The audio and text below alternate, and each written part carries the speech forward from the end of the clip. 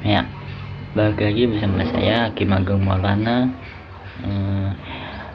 Saya di sini akan menjelaskan jaringan komputer part 2. Kemarin kita sudah membahas jaringan komputer, mendefinisikan jaringan komputer, manfaat dan tujuan dari jaringan komputer. Nah, sekarang saya akan menjelaskan memahami kelebihan dan kekurangan pada jaringan komputer. Jaringan komputer telah menjadi salah satu cara paling sukses untuk berbagi informasi, di mana semua komputer ditautkan secara nirkabel bersama-sama oleh jaringan umum. Sekarang, bisnis dan organisasi sangat beruntung padanya untuk mendapatkan pesan dan informasi. Tidak hanya perusahaan yang memiliki keuntungan, tetapi juga setiap individu yang menggunakan jaringan komputer karena mereka juga perlu berbagi informasi penting setiap hari. Akan tetapi, walaupun banyak manfaat dari pengguna jaringan komputer, bukan berarti tidak ada kekurangannya. Nah, berikut kelebihan dan kekurangan pada jaringan komputer. Kelebihan pada jaringan komputer. Yang pertama, meningkatkan komunikasi dan ketersediaan informasi. Yang kedua, memungkinkan untuk berbagai sumber daya yang lebih nyaman. Nah, yang ketiga, membuat berbagi file lebih mudah. Yang keempat, sangat fleksibel, sistem murah. Nah, yang kelima, meningkatkan efisien biaya. Yang keenam, meningkatkan kapasitas penyimpanan.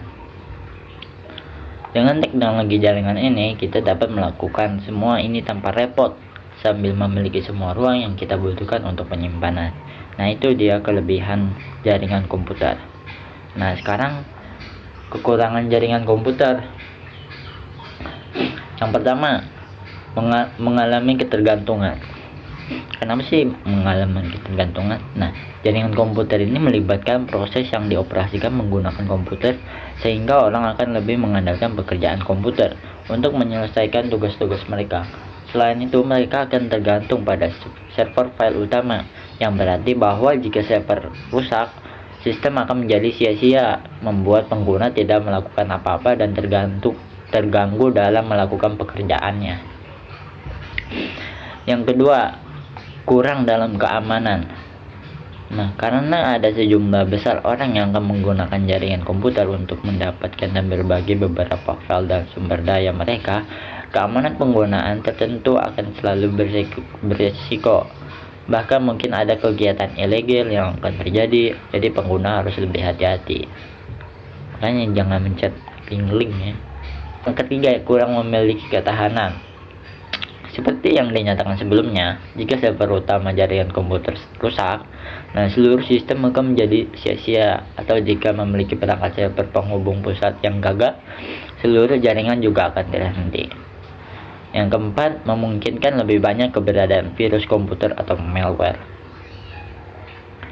Nah, akan ada contoh bahwa file yang disimpan rusak karena virus komputer. Dengan demikian, administrator jaringan harus melakukan pemeriksaan rutin pada sistem dan file yang disimpan pada saat yang sama. Yang kelima, membutuhkan penanganan yang efisien. Agar jaringan komputer bekerja secara efisien dan optimal, dibutuhkan keterampilan teknis yang tinggi dan pengetahuan tentang operasi dan administrasinya. Ya, kalau misalnya yang amatir mungkin ya agak susah gitu. Harus yang sudah paham tentang jaringan. Yang keenam, membutuhkan pengaturan yang mahal. Meskipun jaringan komputer dikatakan sistem murah ya, ketika sudah berjalan, biaya pengaturan awalnya masih bisa tinggi tergantung pada jumlah komputer yang akan dihubungkan. Perangkat mahal seperti router, switch, hub, dan lain-lain dapat menambah biaya. Nggak gratis. Lain itu akan membutuhkan network interface card atau yang disebut NIC. Nah, untuk workstation jika tidak ada dari bahan perangkat gitu. Ya, kemarin kan kita mendefinisikan jaringan internet ya. Cuma itu kemarin kita ngebahasnya nggak secara mendalam. Nah, kali ini yang di part 2 saya akan menjelaskan jaringan internet yang lebih mendalam. Nah, internet merupakan bagian terpenting pada era saat ini bagi orang-orang di seluruh dunia. Dengan internet, memungkinkan siapa saja dapat mengakses hampir semua informasi dimanapun, kapanpun, dan kapan saja. Nah ya itulah. Berkomunikasi dengan orang lain di dunia dan dapat melakukan lebih banyak lagi.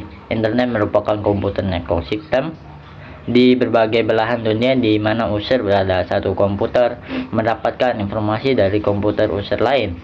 Ya, contohnya kayak saya di sini Indonesia, saya mempunyai teman di Rusia atau di luar negeri. Nah, saya membagi informasi bahwa Indonesia ini sangat indah, apalagi Bali. Nah, seperti itulah. Internet dibangun oleh Advanced Project Agency yang disebut ARPA ya, yang singkatannya. Nah, pemerintahan Amerika Serikat di tahun 1969 yang dikenal sebagai ARPANET dengan tujuan untuk membuat jaringan yang dapat menciptakan pengguna komputer pada suatu universitas dapat melakukan komunikasi dengan komputer di universitas lain. Pada saat ini, internet merupakan fasilitas publik yang mandiri yang bisa akses oleh jutaan pengguna internet di dunia. Secara garis besar, internet digunakan pada sebagian dari sejumlah sumber daya jaringan telekomunikasi yang ada saat pada ini. Dua komponen utama yang dimiliki internet yakni protokol jaringan dan hardware. Protokol menyerupai rangkaian TCP/IP yang menerapkan aturan yang harus diikuti perangkat untuk dapat digunakan. Jika tidak adanya protokol, jaringan tidak bisa melakukan komunikasi. Protokol memiliki tanggung jawab untuk dapat merubah file ke dalam sinyal elektronik yang bisa dikirim melalui internet. Lalu kemudian kembali lagi menjadi bentuk file yang utuh. Hardware merupakan komputer internet yang memiliki cakupan besar dari mulai smartphone atau komputer yang dimanfaatkan untuk mengakses internet dengan kabel yang menyertakan segala informasi dari perangkat satu ke perangkat lain. Secara garis besar, internet digunakan untuk melakukan komunikasi pada jarak dekat atau jauh, saling berkirim informasi di mana saja, dan dapat menemukan informasi hanya dalam beberapa saat. Beberapa contoh spesifik penggunaan diantaranya: bentuk komunikasi pada email dan lainnya seperti internet relay chat, pesan instan, konferensi video, telepon, dan juga sosial media. Nah, yang kedua, peningkatan diri serta pendidikan dengan melakukan pembelajaran online, lokal karya, dan kursus. Yang ketiga, mencari pekerjaan dengan media sosial seperti LinkedIn. Nah, yang lain-lainnya juga ada banyak. Yang keempat, forum diskusi online dan grup komunitas. Yang kelima, pertemanan online seperti Ome TV, dari game, pertemanan online yang pada saat umumnya lah. Yang keenam, permainan online. Ya, tahu kan ya, seperti game Mobile Legends, kita dapat mencari teman maupun baik walaupun toksik mungkin ya. ML kan ramah semua. Nah, yang ketujuh, melakukan suatu penelitian. Yang kedelapan, majalah elektronik dan surat kabar. Yang kesembilan, melakukan belanja secara online. Nah, cukup sekian penjelasan dan pembahasan dari saya tentang jaringan komputer. Apabila ada kekurangan, mohon dibukakan pintu maaf yang sebesar-besarnya. Wabillahi taufiq wa hidayah. Wassalamualaikum warahmatullahi wabarakatuh.